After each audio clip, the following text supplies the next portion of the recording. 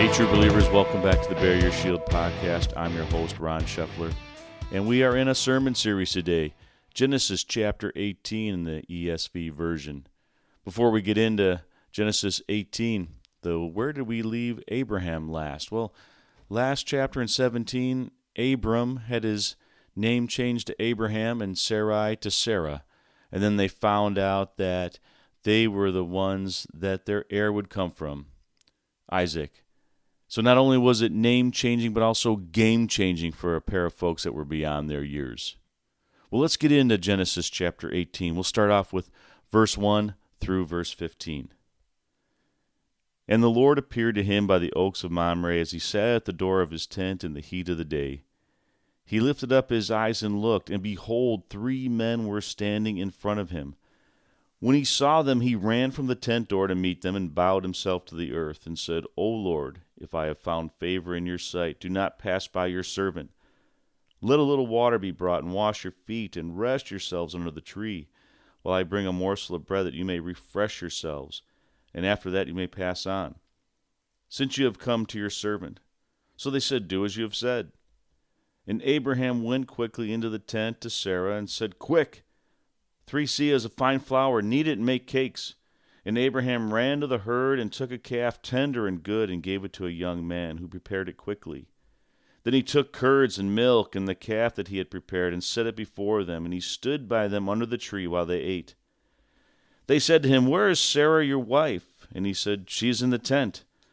The Lord said, I will surely return to you about this time next year, and Sarah your wife shall have a son. And Sarah was listening at the tent door behind him. Now Abraham and Sarah were old, advanced in years. The way of women had ceased to be with Sarah. So Sarah laughed to herself, saying, After I am worn out and my Lord is old, shall I have pleasure? The Lord said to Abraham, Why did Sarah laugh and say, Shall I indeed bear a child now that I am old? Is anything too hard for the Lord? At the appointed time I will return to you about this time next year, and Sarah shall have a son. But Sarah denied it, saying, I did not laugh, for she was afraid. He said, No, but you did laugh. Bum, bum, bum. All right, so first off, we're going to introduce the 3 men who have appeared to Abraham. It's the Lord and 2 angels. Now it appears that they have come down for a couple of reasons. One, they came to confirm the timing of the blessing and promise that Abraham received last chapter. Last chapter, Abraham and Sarah were told that their heir would come from their union, even in their old age. They also came down to have a close fellowship. They're having a meal with him. And just think about having meals with your family or friends, special events. It often revolves around a meal, and conversation ensues, perhaps a few drinks, and closeness or intimacy is created as conversations evolve, and the love that you share between each other grows. And thirdly, some scholars have thought that the visitors came down to test Abraham and the people of Sodom to see how they would treat strangers. And as we will see in the future, their reactions couldn't be more different. So for this episode, let's take a look at what Abraham does first. First off, he offers some water so that they could wash their feet. Now, with sandals being the footwear of choice in that day, the feet would be, one of the dirtiest parts of the body for the typical traveler. It also provides some comfort, having some water wash over your feet, giving you that bit of cooling. Secondly, Scripture reads that Abraham went quickly to Sarah and told her, Quick, right? Make some bread cakes. Thirdly, he ran to his herd to get a calf prepared. There's a lot of hustle here. Notice these first things he did, right? He hurried. He wasn't about to take his time. He didn't want to keep God waiting. Fourth, he went and got curds and milk to complete the meal with the calf. Nothing was spared. His generosity is shown here. And why wouldn't he? God's told him he's going to inherit this land, and his descendants would be like the stars of the sky. Why wouldn't he give back a little bit? And lastly, He stands by them while they ate.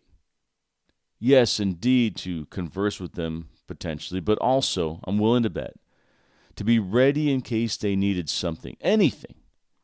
There's certainly a willingness to be more generous if need be. For my own personal job, I have my own mission and vision personally outside of the company's mission and vision statements, just to help me and my team in the execution of our tasks. And I love how Abraham just hustles here.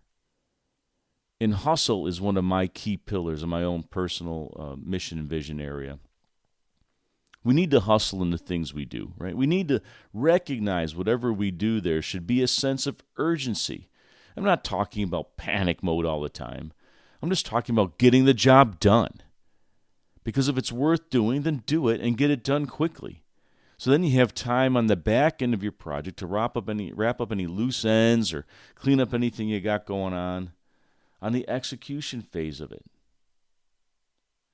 Job 90% done isn't done, as I always told my kids. And I just feel like hustle helps you achieve that 100% completion. All right, so next, let's take a look and review Sarah's reactions. So after the baby announcement's made, Sarah's response is to laugh. It would be somewhat incredulous if you're Sarah, right? You're beyond childbearing years. However, she's rebuked by God, stating, "Is anything too hard for the Lord?" Ouch. And Sarah denies that she laughed. Isn't this just like us humans, right? We deny immediately when called out on something. Wasn't me. Didn't mean to do it. Not me. This visit in person by the Lord is a call to believe that God can indeed do the impossible. He came to visit and confirm his promise by getting up close and personal. And God brought forth all things into existence. So why can't he bring a baby into the world to parents whose time had supposedly passed? And then the mic drops, right? While Abraham was living his life following the Lord, the neighbors in the nearby town lived the opposite lifestyle. Let's finish up Genesis chapter 18, starting in verse 16. Chapter 16. Then the men set out from there, and they looked down toward Sodom. And Abraham went with them to set them on their way. The Lord said, "Shall I hide from Abraham what I am about to do? Seeing that Abraham shall surely become a great and mighty nation, and all the nations of the earth shall be blessed in him. For I have chosen him that he may command his children and his household after him to keep the way of the Lord by doing righteousness and justice, so that the Lord may bring to Abraham what he has promised him." Then the Lord said, "Because the outcry against Sodom and Gomorrah is great, and their sin is very grave, I will go down to see whether they have done altogether according to the outcry that has come to me. And if not, I will know." Verse 22. So the men turned from there and went toward Sodom, but Abraham still stood before the Lord. Then Abraham drew near and said, "Will you indeed sweep away the righteous with the wicked? Suppose there are 50 righteous within the city. Will you then sweep away the place and not spare it for the 50 righteous who are in it? Far be it from you to do such a thing, to put the righteous to death with the wicked, so that the righteous fare as the wicked. Far be that from you. Shall not the judge of all the earth do what is just?" And the Lord said, "If I find at Sodom 50 righteous in the city, I will spare the whole place for their sake." Abraham answered and said, "Behold, I have undertaken to speak to the Lord. I who am but dust and ashes, suppose 5 of the 50 righteous are lacking. Will you destroy the whole city for lack of 5? And he said, "I will not destroy it if I find 45 there." Again he spoke to him and said, "Suppose 40 are found there." He answered, "For the sake of 40 I will not do it." Then he said, "Oh, let not the Lord be angry, and I will speak. Suppose 30 are found there." He answered, "I will not do it if I find 30 there." He said, "Behold, I have undertaken to speak to the Lord. Suppose 20 are found there." And he answered, "For the sake of 20 I will not destroy it." Then he said, "Oh, let not the Lord be angry, and I will speak again but this once. Suppose 10 are found there." He answered, "For the sake of 10 I will not destroy it." And the Lord went his way when he had finished speaking to Abraham, and Abraham returned to his place. The sights of the visitors turned from Abraham to the plains and the city of Sodom. Before Abraham and his ancestors can inherit some of the land, some neighbors need to be cleared out. God came down. He didn't have to with his omniscience, right, to see how bad things were. But in this effort, God was showing his justice to them. Abraham's character is again put on display due to his intercession for the people in the city. Justice runs through this story. Those who enjoy God's blessing will teach justice, as we've just read about, and they may intercede for just judgment to save the righteous. I find it interesting that Abraham's number keeps getting lower and lower, like he knew that city was in trouble. Would God indeed find just a handful of people? So what can we learn from the story today?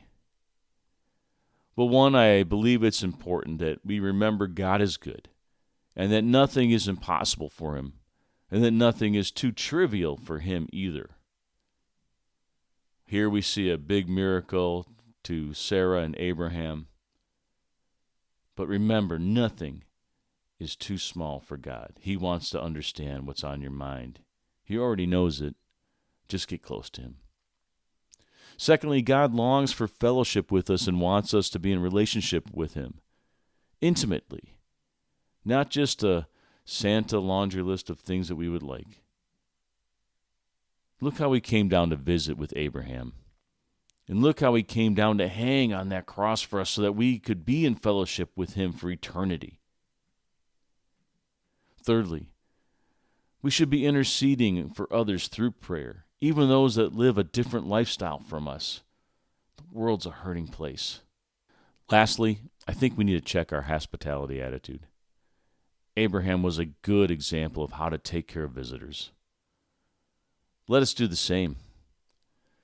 For the unknown author in Hebrews stated in chapter 13, verses 1 and 2, "Let brotherly love continue. Do not neglect to show hospitality to strangers, for thereby some have entertained angels unaware." Kaboomski. Well, folks, thanks for listening today. And as always, Godspeed and bear your